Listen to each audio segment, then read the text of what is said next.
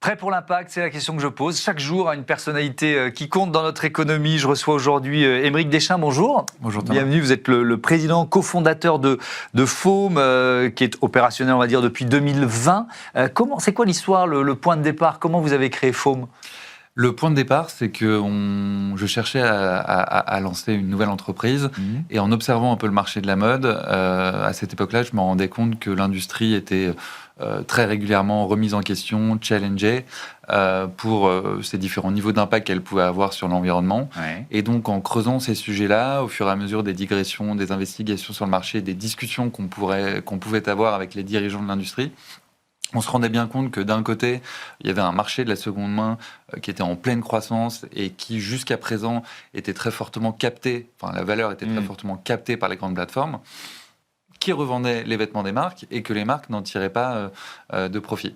Et donc, à partir de ce constat-là et en observant d'autres marchés qui pouvaient être plus matures sur le sujet, comme le marché automobile, évidemment, on s'est dit, est-ce qu'il n'y a pas une solution à proposer, un accompagnement à proposer aux marques pour leur permettre de se positionner sur ce marché, d'aller chercher des clients existants et par la même occasion de décarboner en partie leur business model. Et alors ça marche comment? C'est quoi Foam? Nous, concrètement, on est vraiment à la croisée de l'entreprise de logiciels et du conseil. Évidemment, en fait, développer et mettre sur pied une infrastructure de seconde main pour une marque de mode, c'est quelque chose qui peut être assez complexe et coûteux parce que c'est une architecture de business qui est très différente. Ce sont des flux logistiques qui sont très différents et des flux opérationnels très différents. Et donc, nous, on a développé l'ensemble des logiciels dont elles ont besoin pour pouvoir internaliser la distribution de leur marché de la seconde main. Donc concrètement, si vous prenez l'exemple de l'un de nos clients, vous allez sur le site de Lacoste, vous avez un onglet seconde main et quand vous cliquez dessus, en fait, derrière, tout est aux couleurs de la marque, mais opéré par nos équipes. Et ensuite, il y a toute une partie évidemment conseil, puisqu'il y a beaucoup d'évangélisation à faire sur ce modèle pour convaincre les marques de transformer et faire évoluer leur business model. Oui, ça peut sembler contre-intuitif au départ. J'imagine qu'il a fallu convaincre. Attendez, vous êtes bien gentil, mais je vais moins vendre de neuf si vous m'obligez à développer la seconde main. Ça semble souvent contre-intuitif. Oui. Et donc, c'est pour ça que nous, il y a 5 ans, quand on a démarré notre activité, on avait au début des intuitions qui se sont transformées au vu des premiers résultats en convictions. Et aujourd'hui, on peut dire qu'on a des preuves tangibles pour expliquer aux marques les bienfaits d'un modèle de seconde main. Parce que si on prend un peu de hauteur sur le marché, on a une industrie de la mode qui est quand même en difficulté et ou en transformation, avec le contexte économique et géopolitique global qui ne sert pas le développement business des marques, ou en tout cas qui crée beaucoup d'incertitudes. Une saturation du marché sur le digital, qui a pour conséquence d'avoir une offre extrêmement importante et donc une volatilité plus forte des clients. Et la conséquence de ça, c'est que les budgets marketing des marques pour soit acquérir des nouveaux clients ou fidéliser leurs clients ont augmenté. Et donc, elles doivent trouver des relais de croissance à ça. Et aujourd'hui, ce qu'on observe, c'est qu'à travers les modèles qu'on met en place chez nos clients, nous, notre métier, c'est également de les aider à mesurer l'intérêt de déployer des business models de seconde main. Et aujourd'hui, on voit qu'il y a un très fort intérêt des marques pour acquérir des nouveaux clients via l'achat de seconde main ou pour fidéliser leurs clients via un programme de rachat de produits en échange de cartes cadeaux qui va pouvoir réengager le client dans la marque. Alors, je vais vous citer, les marques n'ont plus d'autre choix que de transformer leur modèle. Le marché de la seconde main leur offre justement des perspectives durables. Si on se place sur une échelle de 1 à 100, cette transformation des marques, on en est où ? On est à 10, on est à moins de 10. On peut peut-être prendre un repère de... Nous, on regarde beaucoup le taux de pénétration de la seconde main dans le business e-commerce des marques, puisque c'est le principal canal de distribution de notre modèle à l'heure actuelle. Et chez nos clients, en général, au bout de 3 à 5 ans de partenariat, on peut atteindre des taux de pénétration de 10%. C'est-à-dire que la seconde main peut représenter 10% du chiffre d'affaires d'une marque sur un marché donné. Je ne sais pas si un jour on arrivera à 100, mais nous, on pense qu'un jour, la seconde main peut représenter 20 à 30% du business model des marques, à partir du moment où on accompagne les marques de la bonne manière, où on est très pédagogue sur l'intérêt de ce business model et sur la preuve business de l'impact positif. Alors ça rejoint, vous avez presque répondu, la question que Alexandra Mathiolon, la présidente du groupe Serfil, qui était à votre place la semaine dernière, a choisi de vous poser. On l'écoute tout de suite. Bonjour Émeric. Eh bien, je serais ravie de savoir en fait l'évolution du marché de la seconde main. Est-ce que ça commence à prendre une part en pourcentage de marché importante, notamment chez les grandes marques, et notamment de comprendre si c'est au cœur du business model où ça reste encore un peu à la marge, un peu niche, et du coup, quels sont les obstacles que vous pouvez avoir pour le développement de la seconde main? Alors, le pourcentage, vous nous l'avez donné. Les obstacles. Quels sont les obstacles au développement aujourd'hui? Les obstacles, c'est que les marques sont dans un environnement qui est très fortement contraint. Donc, elles ont finalement assez peu de ressources et de bandes passantes pour s'intéresser à des nouveaux sujets qui peuvent sembler, en plus, sur le papier, assez structurants. Et donc, nous, notre enjeu, c'est d'expliquer tout l'intérêt du business model, prouver que ça va être rentable, qu'à terme, ça va être non dilutif en termes de marge, parce que nous, notre enjeu, donc on est une société à impact, mais si on veut avoir de l'impact, il faut que ce business model prenne de plus en plus de place dans le business model des marques. Donc, il faut qu'il soit rentable aussi pour les marques, bien sûr. Donc, il faut démontrer cette rentabilité, il faut conduire le changement, et il y a beaucoup de parties prenantes chez les marques, puisque la seconde main va être distribuée la plupart du temps par le e-commerce. Il faut convaincre le directeur e-commerce de l'intérêt de ce modèle pour réduire, par exemple, ses coûts d'acquisition. Il va falloir convaincre les équipes en boutique, puisqu'on va proposer un service de collecte des produits en boutique. L'intérêt pour eux, c'est évidemment de drainer plus de trafic en boutique, mais c'est un nouveau service que vous allez devoir, sur lequel vous allez devoir former la force de vente. Il y a évidemment la direction financière, puisque déployer un business model d'achat, revente de produits de seconde main via un système de carte cadeau, expliquer à quel point le modèle de la carte cadeau est intéressant et dérisqué pour une marque, mais construire un compte de résultats qui permet de bien interpréter cette rentabilité, c'est une vraie conduite du changement. La direction marketing, communication, parce qu'il y a l'enjeu de la désirabilité de la marque. Comment est-ce qu'on explique ? Oui, est-ce qu'on ne dilue pas sa marque finalement avec des produits de seconde main ? Ça peut être une crainte au départ, mais ce dont on se rend compte, c'est qu'en fait, c'est tout le contraire. Ça la diffuse. Ça diffuse, et puis à partir du moment où la marque affiche des produits de seconde main et est confiante pour revendre ses produits de seconde main, c'est qu'elle a confiance dans la qualité de ses produits, et deux, qu'elle a confiance dans la valeur à laquelle ils vont pouvoir se revendre. Évidemment, la première raison d'achat en seconde main, c'est le prix. Mais à partir du moment où vous montrez que le produit de votre marque se maintient à un prix relativement élevé en seconde main, c'est que votre produit est désirable dans le temps et de bonne qualité. Mais il y a quand même quelques coûts cachés. Je sais pas, la logistique, le contrôle qualité, etc. Ils ne sont pas cachés, ils sont assez explicites. Bon, alors des coûts réels. Non, et effectivement, il y a un ensemble de coûts à prendre en compte, puisque le coût de traitement des produits est relativement élevé, en tout cas, est existant, et c'est vrai que pour chaque produit, il y a un ensemble d'opérations à réaliser. Il faut le récupérer, on collecte le produit, il y a le transport, le contrôle qualité, l'authentification pour certains de nos clients, Lacoste, Ami par exemple, Longchamp.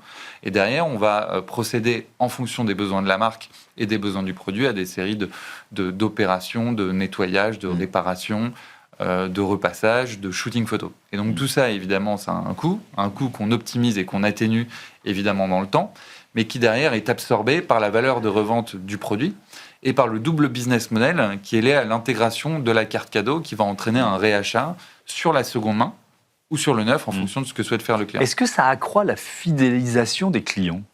Énormément. Pourquoi ? Je veux bien que vous m'expliquiez le mécanisme qui fait que ça rend les clients d'une marque plus fidèles. En fait, la marque va pouvoir...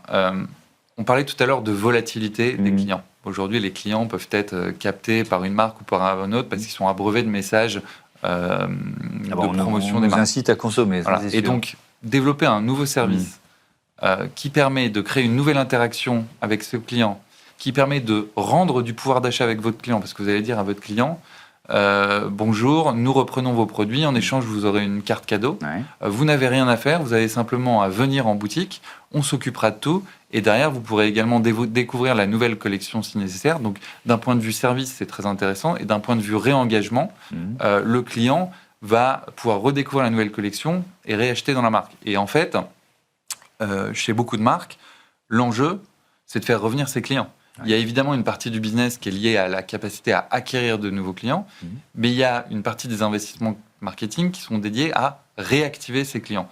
Et donc, quand vous envoyez un message à vos clients pour dire « on a un nouveau service qui va dans le bon sens des enjeux auxquels on est confronté aujourd'hui d'un point de vue environnemental et qui en plus va récompenser votre fidélité parce qu'on va vous racheter votre produit en carte cadeau », derrière, vous allez réacheter dans la marque et donc vous allez être complètement fidélisé avec un service en plus qui, en termes d'image de marque, va valoriser la démarche de la marque et donc, dans l'esprit du client, aura un impact positif. Je voudrais qu'on s'intéresse à ce marché plus général et à son avenir. C'est le Boston Consulting Group qui nous dit que le marché de la seconde main pourrait atteindre 360 milliards de dollars d'ici 2030, croissance 3 fois plus rapide que celle du neuf. Est-ce que, par exemple, une période inflationniste, j'espère qu'on ne va pas vivre la même période inflationniste qu'il y a 4 ans après le déclenchement de la guerre en Ukraine, est-ce que c'est un accélérateur de seconde main, enfin de bascule vers la seconde main? J'imagine que oui, mécaniquement. Mécaniquement, oui, puisque 50% des achats sur la seconde main sont liés au prix. D'accord. Bon, on ne va pas souhaiter qu'il y ait une longue période inflationniste qui puisse développer le seconde main. Quels sont les autres leviers qui expliquent cette croissance annoncée là par le Boston Consulting Group? Nous, ce qu'on analyse, c'est que dans les profils des personnes qui achètent de la seconde main, il y a 3 profils. Il y a les profils d'acheteurs liés au prix, c'est à peu près 50% de ces profils. Il y a 25% des clients qui, en fait, sont passionnés par la mode vintage et le côté d'être dans une démarche où je vais dénicher l'opportunité, dénicher la pépite qui n'est plus disponible sur le marché aujourd'hui. Et puis, il y a 25% des clients qui le font dans une démarche écologique. C'est pas le premier argument. Ça dépend des profils. On va pas se mentir. Ça dépend des profils. C'est pas la première raison d'achat, parce que 50% c'est le prix, mais c'est quand même un quart des Est-ce que c'est générationnel? Peut-être que je suis à côté de la PAC. Plus on est jeune, plus l'argument environnemental compte, ou alors au contraire, je pense que plus on est jeune, moins on a de pouvoir d'achat et plus l'enjeu du prix compte. Je pense que le côté générationnel est avant tout lié à l'expérience client. Parce qu'en fait, si on prend un peu de hauteur sur le marché, la seconde main, ça a toujours existé. Au départ, l'offre de seconde main, elle est disponible uniquement dans des fripes. Et tout le monde n'a pas envie d'aller fouiller dans des fripes un peu poussiéreuses et parfois aux odeurs douteuses. Mais ça a permis quand même d'installer une certaine forme d'usage. Et cet usage a été très fortement accéléré par les grandes plateformes. Des plateformes comme Vinted, Vestiaire Collective, Le Bon Coin, elles ont eu le mérite de créer des expériences clients qui ont facilité la démarche de revente et d'achat de seconde main avec un certain nombre de freins qu'elles ont réussi à lever. Pour autant, et donc ça a permis notamment une plateforme comme Vinted de cibler une clientèle très jeune. Et d'ailleurs, aujourd'hui, les jeunes ont presque, avant d'avoir un compte en banque, un compte Vinted qui sert de deuxième compte en banque. Oui, oui, effectivement. Avec, là, je vais m'appuyer sur une autre de vos citations, la seconde main peut vraiment être une réponse à la fast fashion et à ses dérives. Vous avez commencé à l'évoquer, et je voudrais qu'on rentre un peu dans le détail de de cette déflagration que provoque la fast ou l'ultra fast fashion, notamment en France. En quoi la seconde main, ça peut remettre en cause le modèle de la fast fashion? Je pense que c'est permettre aux marques de développer des offres d'accessibilité en termes de prix qui vont permettre d'aller récupérer des parts de marché d'une marque à l'autre. L'enjeu d'une marque, à partir du moment où elle lance une offre de seconde main, c'est à terme être capable de monitorer. On parle beaucoup au départ de lifetime value du client. Donc, quelle valeur je vais être capable de générer sur un seul et même client. Mais la question demain, c'est quelle valeur je vais être capable de générer sur le même produit.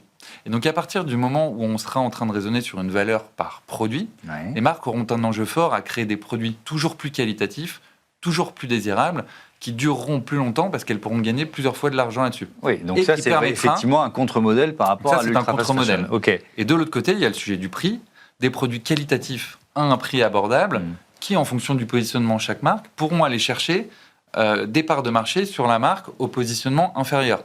Là où je vais acheter... en fait, la seconde main est un moyen d'accéder à des marques plus haut de gamme. Oui, c'est ça. Votre démonstration, elle vaut pour les marques de luxe ou les marques haut de gamme. Mais pas forcément, parce qu'à partir du moment où on travaille avec des marques qui vont être plus sur un positionnement middle market, avec une valeur de produits neufs qui est à 50 €.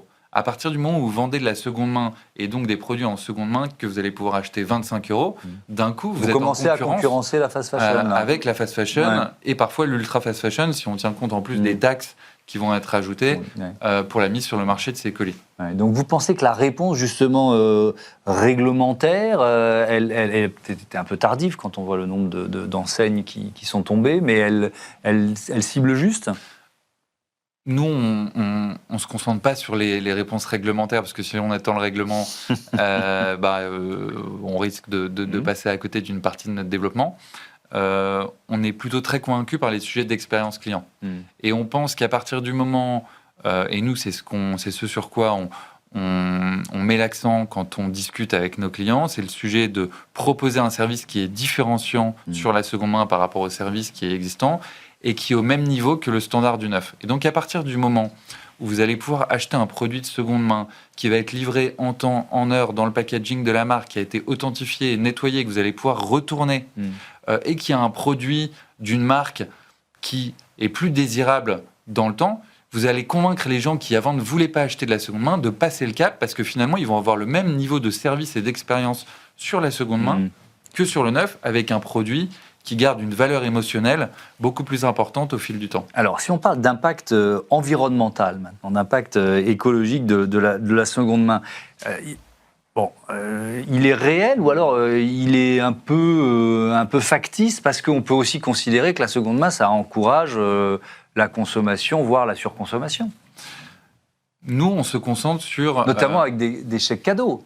Des chèques cadeaux d'une marque, c'est dans votre modèle. Non, mais continuer d'acheter du neuf, au bout du compte. Nous, chez Foam, clairement, on n'est pas là pour théoriser la décroissance. On veut plutôt aider à financer une croissance qui est plus vertueuse, et qui est plus vertueuse d'un point de vue économique, mais aussi d'un point de vue environnemental. Le débat sur l'effet rebond, il y a à peu près autant d'études qui montrent ou démontrent l'impact positif ou pas sur le sujet. C'est moins cher, donc je vais m'en acheter 2 au lieu d'1, quoi. En tout cas, il y a pas mal d'études qui disent un peu, qui sont assez contradictoires. Et nous, ce qu'on mesure, c'est que on a réalisé l'analyse du cycle de vie d'un vêtement via notre modèle. Un vêtement reconditionné par Foam, c'est à peu près 3,2 kg de CO2 émis. Et donc, c'est là où un vêtement neuf mis sur le marché, c'est en moyenne 30 kg de CO2. Et donc, nous, ce qui est vrai, c'est que la carte cadeau donne la possibilité aux clients de racheter sur la seconde main ou sur le neuf. Mais en moyenne, pour 2 produits repris, donc en moyenne, quand un client revend ses produits, il va le ramener 2 produits. Donc on va mettre sur le marché 2 produits de seconde main, VS un seul produit qui va être acheté sur le neuf. Et donc quand on fait la somme des chiffres d'affaires qui sont réalisés, et quand on regarde l'intensité carbone du chiffre d'affaires, ce qu'on mesure, c'est que chaque euro de chiffre d'affaires réalisé dans le cadre d'un programme de seconde main a une intensité carbone qui est réduite en moyenne de 40%. Ça, je vous ai un peu répondu, je crois, mais je veux bien qu'on creuse cette question-là. Est-ce que ça incite les marques à produire des vêtements qui vont durer plus longtemps ? C'est-à-dire à lutter contre cette obsolescence programmée dont on parle depuis tout l'enjeu. Des décennies. Et d'ailleurs, ce qui est intéressant de voir, c'est le sujet de la valeur émotionnelle du produit dans le temps. Nous, on voit très bien qu'en fonction d'une marque qui est plus ou moins luxe ou plus ou moins middle market, le taux des décotes d'un produit de seconde main versus le neuf est moins important sur un produit haut de gamme, parce que le produit garde plus de valeur dans le temps. Ça peut être un peu le même rationnel sur l'automobile pour certains constructeurs. Et donc, j'ai un peu perdu le fil de la question, c'est est-ce que ça pousse à créer des vêtements plus durables d'une certaine façon ? Avec les nouvelles réglementations qui sont en train d'arriver, avec l'évolution technologique, les systèmes de digital product passport, où vous allez être en mesure, et je reviens à ce que je disais tout à l'heure, d'avoir une traçabilité très précise à un produit physique unique, vous allez pouvoir savoir combien de fois vous l'avez acheté et revendu, et donc vous allez pouvoir déterminer une marge unitaire sur chaque produit. Et donc, si la marque se dit que ce produit, je vais peut-être le revendre 5, 7 fois, et donc faire 5 ou 7 fois ce niveau de marge, j'ai tout intérêt à produire un produit qui va garder une valeur émotionnelle plus longue et qui sera en plus plus qualitatif. Comment vous luttez contre la fraude ou la contrefaçon ? Parce que ça fait partie des questions qui se posent quand on achète de la seconde main. Est-ce que je suis sûr que c'est la marque ? Et c'est pour ça qu'on travaille en collaboration avec les marques. Quand on travaille avec des marques qui sont fortement soumises à la contrefaçon, on va être en mesure de collaborer avec la marque, qui va pouvoir nous partager un certain nombre d'éléments, toutes ces bonnes pratiques en fait pour détecter les contrefaçons. La pratique la plus courante en général, c'est qu'elle nous partage ses fichiers de douane, donc les fichiers qui sont partagés aux douaniers pour détecter les contrefaçons. Et donc nous, à partir de ces fichiers, on va pouvoir les intégrer dans nos systèmes et dans les outils qui sont utilisés par les opérateurs en entrepôt.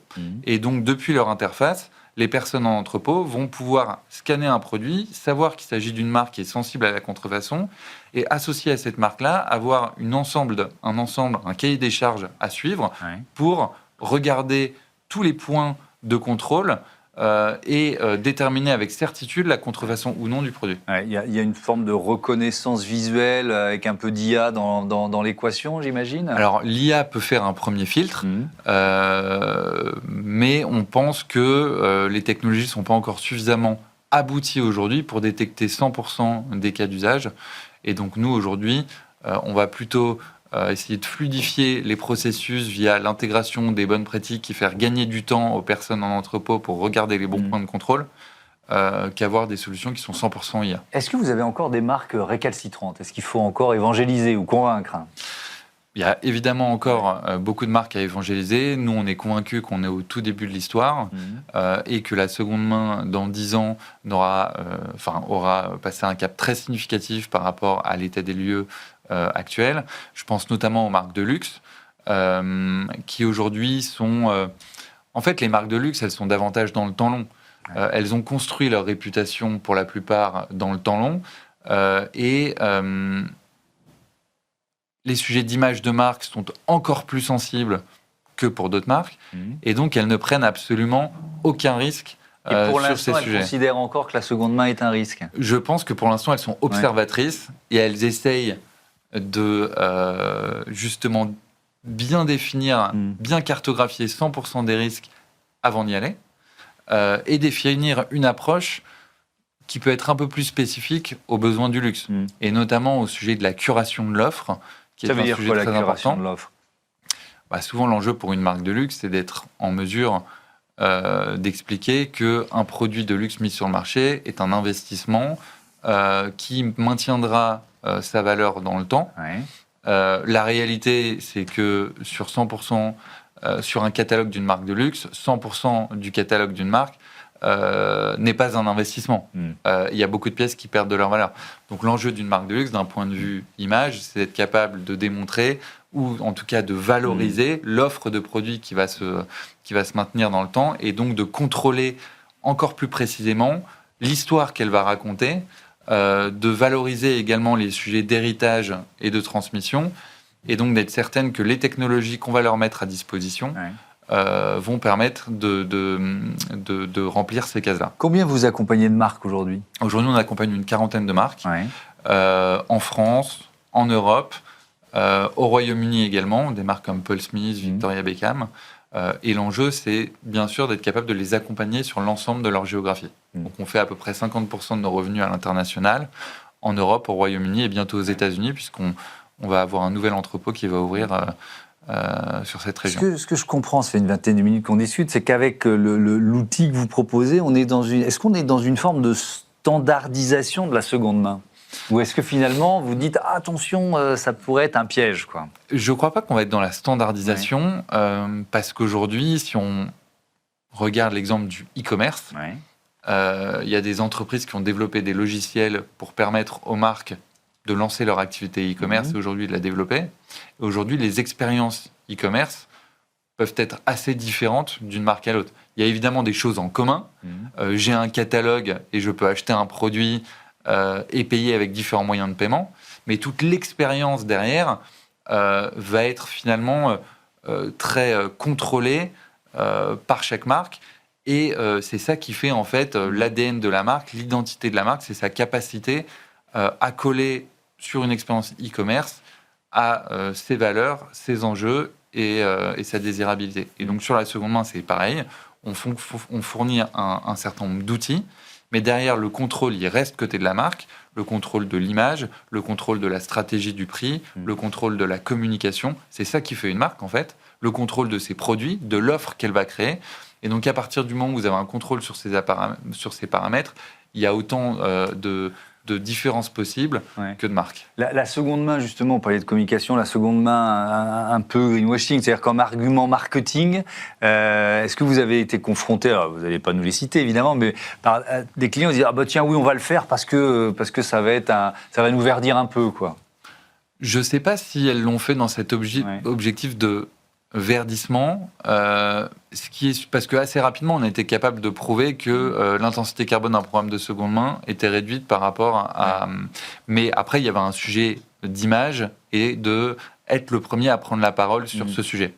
Et c'est vrai que quand on a lancé notre activité avec nos premiers clients, on a clairement senti que les premières marques qui prenaient la parole avaient un écho beaucoup plus puissant, qui servait évidemment leur image, mais je ne sais pas si c'était vraiment dans une logique de verdissement, parce qu'aujourd'hui, le bashing sur ces sujets-là et le retour de manivelle peut être tellement puissant que les marques sont très frileuses à trop prendre la parole sur ces sujets sans derrière checker que tout est bien mesuré avec de la preuve. Exactement. Merci beaucoup, Aymeric Deschamps, et à bientôt sur Be Smart for Change. On passe tout de suite à notre rubrique Startup et Innovation.